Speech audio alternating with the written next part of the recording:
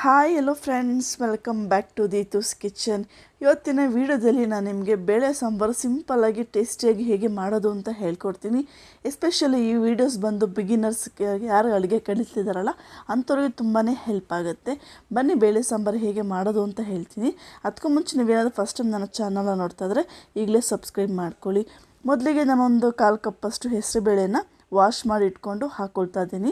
ಇದ್ರ ಜೊತೆಗೆ ನಾನೊಂದು ಅರ್ಧ ಕಪ್ಪಷ್ಟು ತೊಗರಿಬೇಳೆಯನ್ನು ಕೂಡ ನಾನು ವಾಶ್ ಮಾಡಿ ನೀಟಾಗಿ ಒಂದು ಅರ್ಧ ಕಪ್ ಆಗುವಷ್ಟು ಹಾಕ್ಕೊಳ್ತಾ ಇದ್ದೀನಿ.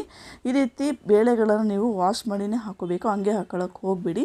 ನೆಕ್ಸ್ಟ್ ನಾನು ಒಂದು ಮೀಡಿಯಮ್ ಸೈಜ್ ಈರುಳ್ಳಿನ ಸಣ್ಣದಾಗಿ ಕಟ್ ಮಾಡಿ ಹಾಕ್ಕೊಳ್ತಾ ಇದ್ದೀನಿ.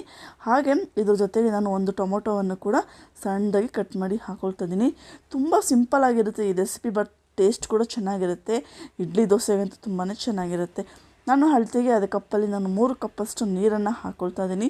ನೀವು ನೋಡ್ಕೊಳ್ಳಿ, ನಿಮಗೆ ತುಂಬ ಗಟ್ಟಿ ಬೇಕು ಅಂತ ಸ್ವಲ್ಪ ನೀರು ಹಾಕ್ಕೊಳ್ಳಿ, ಇಲ್ಲ ನೀವು ಅನ್ನಕ್ಕೆ ಏನೋ ಬೇಕು ಅಂದರೆ ಸ್ವಲ್ಪ ನೀವು ತೆಳ್ಳಗೆ ಮಾಡ್ಕೋಬೋದು.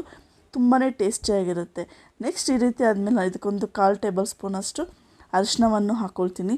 ಈ ರೀತಿ ಅರಿಶಿನವನ್ನು ಹಾಕ್ಕೊಂಡು ಸ್ವಲ್ಪ ಎಣ್ಣೆ ಹಾಕೋದ್ರಿಂದ ನಿಮಗೆ ಬೇಗ ಬೇಳೆ ಬೇಯುತ್ತೆ. ನೋಡಿ, ಈ ರೀತಿ ಸ್ವಲ್ಪ 1-2 ಡ್ರಾಪ್ಸಷ್ಟು ಎಣ್ಣೆ ಹಾಕ್ಕೊಂಡು 1/4 ಟೇಬಲ್ ಸ್ಪೂನಷ್ಟು ಅರಿಶಿನ ಹಾಕ್ಕೊಂಡು ಈ ರೀತಿ ಲಿಡ್ ಕ್ಲೋಸ್ ಮಾಡಿ ಒಂದು 3 ವಿಷಲ್ ಸಾಕು ನಿಮಗೆ ನೀಟಾಗಿ ಬೇಯೋದಕ್ಕೆ. ನೋಡಿ, ಈ ರೀತಿ ತುಂಬ ಈಸಿ ಇರುತ್ತೆ ರೆಸಿಪಿ, ಬೇಗ ಮಾಡ್ಬೋದು, ತುಂಬ ಚೆನ್ನಾಗಿ ಕೂಡ ಬರುತ್ತೆ. ನೋಡಿ, ಈ ರೀತಿ 3 ವಿಷಲ್ ಆದಮೇಲೆ ಈ ರೀತಿ ನೀವು ತೆಗೆದು ನೋಡ್ಬೋದು, ಪರ್ಫೆಕ್ಟಾಗಿ ಬೆಂದಿದೆ. ನೋಡಿ, ಇಷ್ಟು ಟೇಸ್ಟಿಯಾಗಿರುತ್ತೆ ಅಂದರೆ ಖಂಡಿತವಾಗ್ಲೂ ತುಂಬಾ ಟೇಸ್ಟಿಯಾಗಿರುತ್ತೆ ಈ ಬೇಳೆ ಸಾಂಬಾರು. ನೋಡಿ, ಈ ರೀತಿ ಪರ್ಫೆಕ್ಟಾಗಿದೆಯಲ್ಲ, ಇದನ್ನು ಸ್ವಲ್ಪ ಹೊತ್ತು ಪಕ್ಕಕ್ಕೆ ಇಟ್ಬಿಡೋಣ. ಈಗ ಒಗ್ಗರಣೆ ಹಾಕ್ಕೊಳ್ಳೋಣ ಬನ್ನಿ. ಮೊದಲಿಗೆ ನಾನು ಪಾತ್ರೆಗೆ 2-3 ಟೇಬಲ್ ಸ್ಪೂನಷ್ಟು ಎಣ್ಣೆ ಹಾಕ್ಕೊಳ್ತಾ ಇದ್ದೀನಿ. ಎಣ್ಣೆ ಸ್ವಲ್ಪ ಬಿಸಿ ಆಗಬೇಕು.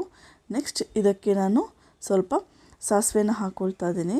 ನೀವು ಯಾವಾಗಾದರೂ ತುಂಬ ಟೈಮ್ ಇಲ್ಲ, ಏನಪ್ಪ ಸಾಂಬಾರು ಮಾಡೋದು ತಲೆ ಕೆಟ್ಟೋದಾಗ ಈ ರೀತಿ ಸಾಂಬಾರು ಮಾಡಿ, ತುಂಬ ಚೆನ್ನಾಗಿರುತ್ತೆ. ಹಾಗೆ ನಾನು ಒಂದು ಫುಲ್ ಬೆಳ್ಳುಳ್ಳಿನ ಬಿಡಿಸಿ ನೀಟಾಗಿ ಚಿಚ್ಚಿ ಒಗ್ಗರಣೆ ಹಾಕ್ಕೊಳ್ತಾ ಇದ್ದೀನಿ. ಬೇಕಿದ್ರೆ ನೀವು ಬೇಳೆ ಜೊತೆಗೆ ಬೆಳ್ಳುಳ್ಳಿ ಕೂಡ ಹಾಕ್ಕೊಳ್ಬೋದು, ಚೆನ್ನಾಗಿರುತ್ತೆ. ಈ ರೀತಿ ಸಾಸಿವೆ, ಬೆಳ್ಳುಳ್ಳಿ ಹಾಗೆ 2 ಮೆಣಸಿನ್ಕಾಯಿನ ನಾನು ಈ ರೀತಿ ಒಗ್ಗರಣೆಗೆ ಹಾಕ್ಕೊಳ್ತಾ ಇದ್ದೀನಿ. ನೀಟಾಗಿ ಸ್ವಲ್ಪ ಕಲರ್ ಚೇಂಜ್ ಆಗೋ ತನಕ ನಾವು ಈ ರೀತಿ ಹುರ್ಕೋಬೇಕಾಗತ್ತೆ. ನೀವು ಇದನ್ನು ಲೋ ಫ್ಲೇಮಲ್ಲೇ ಸ್ವಲ್ಪ ಹುರ್ಕೊಳ್ಳಿ. ನೋಡಿ, ನೀಟಾಗಿ ಸ್ವಲ್ಪ ಕಲರ್ ಚೇಂಜ್ ಆಗಬೇಕು ಬೆಳ್ಳುಳ್ಳಿ. ನೋಡಿ, ತುಂಬಾ ಚೆನ್ನಾಗಿರುತ್ತೆ. ನಿಜವಾಗ್ಲೂ ಖಂಡಿತ ಒಂದೊಂದ್ಸಲ ಟ್ರೈ ಮಾಡಲೇಬೇಕು. ಈ ರೆಸಿಪಿ ನಿಮ್ಗೆ ಇಷ್ಟ ಆಯಿತು ಅಂತ ಅಂದ ತಕ್ಷಣ ನೀವು ಈಗಲೇ ಲೈಕ್ ಮಾಡಬೇಕು, ತುಂಬ ಚೆನ್ನಾಗಿರುತ್ತೆ, ಇನ್ನೊಬ್ಬರು ಕೂಡ ಹೆಲ್ಪ್ ಆಗುತ್ತಲ್ಲ.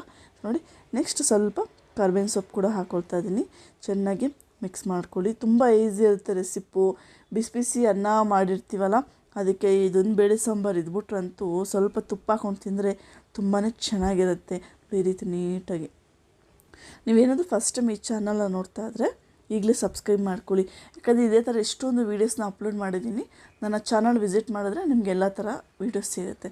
ನೆಕ್ಸ್ಟ್ ನಾವು ಬೇಯಿಸ್ಕೊಂಡಿದ್ವಲ್ಲ ಬೇಳೆನ, ಇದಕ್ಕೆ ನಾನು ಬೇಯಿಸ್ಕೊಳ್ತಾ ಇದ್ದೀನಿ. ನೋಡಿ, ಈ ರೀತಿ ಚೆನ್ನಾಗಿ ಮಿಕ್ಸ್ ಮಾಡ್ಕೋಬೇಕಾಗತ್ತೆ. ನೋಡಿ, ಮೀಡಿಯಮ್ ಫ್ಲೇಮ್ ಇಟ್ಟು ಸ್ವಲ್ಪ ಚೆನ್ನಾಗಿ ಕುದಿ ಬರೋ ತನಕ ಈ ರೀತಿ ಚೆನ್ನಾಗಿ ಮಿಕ್ಸ್ ಮಾಡ್ಕೋಬೇಕಾಗುತ್ತೆ. ಇಡ್ಲಿಗಂತೂ ತುಂಬಾ ಚೆನ್ನಾಗಿರುತ್ತೆ. ಬೇಕಿದ್ದರೆ ನೀವು ಬರೀ ಹೆಸರುಬೇಳೆ ಈ ರೀತಿ ಮಾಡ್ಬೋದು, ತುಂಬ ಚೆನ್ನಾಗಿರುತ್ತೆ. ಇವಾಗ ಸ್ವಲ್ಪ ರುಚಿಗೆ ತಕ್ಕಷ್ಟು ಉಪ್ಪನ್ನು ಕೂಡ ಹಾಕ್ಕೊಳ್ತಾ ಇದ್ದೀನಿ. ನೋಡಿ, ಈ ರೀತಿ ಉಪ್ಪು ಸ್ವಲ್ಪ ಯಾವಾಗಲೂ ಕಮ್ಮಿ ಹಾಕ್ಕೊಳ್ಳಿ, ಬೇಕಾದ್ರೆ ಲಾಸ್ಟಲ್ಲಿ ನೀವು ಕೂಡ ಟೇಸ್ಟ್ ನೋಡ್ಕೊಂಡು ಹಾಕ್ಕೊಳ್ಬೋದು. ಚೆನ್ನಾಗಿ ಮಿಕ್ಸ್ ಮಾಡ್ಕೊಳ್ಳಿ. ಕುದಿ ಬರೋ ತನಕ ಈ ರೀತಿ ಚೆನ್ನಾಗಿ ಮಿಕ್ಸ್ ಮಾಡ್ಕೋಬೇಕಾಗತ್ತೆ. ಖಂಡಿತವಾಗ್ಲೂ ತುಂಬ ಈಸಿ ಇದೆ ರೆಸಿಪಿ. ಈಗ ನಾನು ಅಡುಗೆ ಕಲಿತಾ ಇದ್ದೀನಿ, ಫಸ್ಟ್ ಏನು ಮಾಡೋದು ಅಂತ ಯೋಚನೆ ಮಾಡ್ತಿದ್ರೆ ಈ ಸಾಂಬಾರು ಮಾಡಿ. ಖಂಡಿತವಾಗ್ಲೂ ತುಂಬ ಈಸಿ ಇದೆ, ತುಂಬ ಟೇಸ್ಟಿ ಕೂಡ ಇರುತ್ತೆ. ಇದು ಅಷ್ಟೇ ಅಲ್ಲ, ನಾವೆಲ್ಲದೂ ಹೊರಗಡೆ ಹೋಗಿರ್ತೀವಿ, ಮನೆಗೆ ಬಂದಿರ್ತೀವಿ, ಟಯರ್ಡ್ ಆಗಿರ್ತೀವಿ, ಏನಪ್ಪ ಬೇಗ ಸಾಂಬಾರು ಮಾಡೋದು ಅಂತ ಯೋಚನೆ ಮಾಡ್ತಿದ್ರೆ ಈ ರೀತಿ ಒಂದು ಕಡೆ ಅನ್ನ ಇಟ್ಟು ಈಗ ಒಂದು ಕಡೆ ಈ ರೀತಿ ಸಾಂಬಾರು ಮಾಡಿಕೊಂಡ್ರೆ ನಿಮಗೆ ಬೇಗನೂ ಆಗುತ್ತೆ, ತುಂಬ ಟೇಸ್ಟಿ ಕೂಡ ಆಗುತ್ತೆ. ನೋಡಿ, ಈ ರೀತಿ ನೀಟಾಗಿ ಮಿಕ್ಸ್ ಮಾಡ್ಕೊಂಡು ಸ್ವಲ್ಪ ಕುದಿ ಬರಬೇಕು. ನೆಕ್ಸ್ಟ್ ನಾನು ಇದಕ್ಕೆ 1 ಟೇಬಲ್ ಸ್ಪೂನಷ್ಟು ಸಾಂಬಾರು ಪೌಡರ್ನ ಹಾಕ್ಕೊಳ್ತಾ ಇದ್ದೀನಿ. ನಾವಿಲ್ಲಿ ಒಣಗಿದ ಮೆಣಸಿನ್ಕಾಯಿ ಕೂಡ ನಾವು ಒಗ್ಗರಣೆಗೆ ಹಾಕಿರ್ತೀವಲ್ಲ, ಸೊ ನೋಡಿಕೊಂಡು ಹಾಕ್ಕೊಳ್ಳಿ.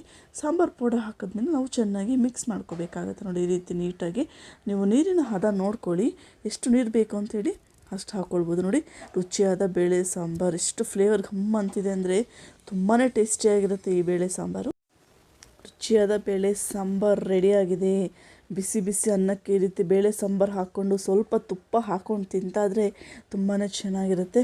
ಖಂಡಿತವಾಗ್ಲೂ ರೆಸಿಪಿ ನಿಮ್ಗೆ ಇಷ್ಟ ಆಗಿದೆ ಅಂತ ಅಂದ್ಕೊಂಡಿದ್ದೀನಿ. ಇಷ್ಟ ಆಗಿದ್ದರೆ ಲೈಕ್ ಮಾಡಿ, ಶೇರ್ ಮಾಡಿ, ಕಮೆಂಟ್ ಮಾಡಿ. ಅಷ್ಟೇ ಅಲ್ಲ, ನೀವು ಸುಮ್ಮನೆ ನೋಡೋದಲ್ಲ, ನನ್ನ ಚಾನಲ್ನ ಸಬ್ಸ್ಕ್ರೈಬ್ ಮಾಡ್ಕೊಳ್ಬೇಕಾಗತ್ತೆ. ನೋಡಿ, ಈ ರೀತಿ ವೀಡಿಯೋಸ್ಗಳು, ಸಿಂಪಲ್ಲಾಗಿ ಟೇಸ್ಟಿಯಾದ ವೀಡಿಯೋಸ್ಗಳು ಬೇಕು ಅಂದರೆ ನನ್ನ ಚಾನಲ್ ವಿಸಿಟ್ ಮಾಡಿ. Thanks for watching. Please subscribe Ditu's Kitchen for more recipes.